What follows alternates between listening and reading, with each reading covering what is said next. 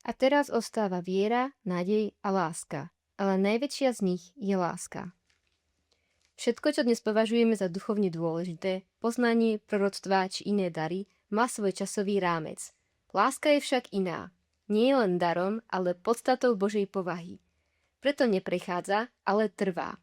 V okamihu, keď sa viera zmení na videnie a nádej na naplnenie, láska zostáva ako základný princíp života s Bohom.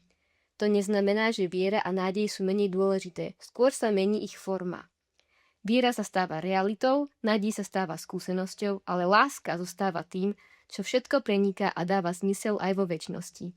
Výrok Boh je láska, preto nie je len opis jednej Božej vlastnosti, ale vyjadrenie jeho podstaty.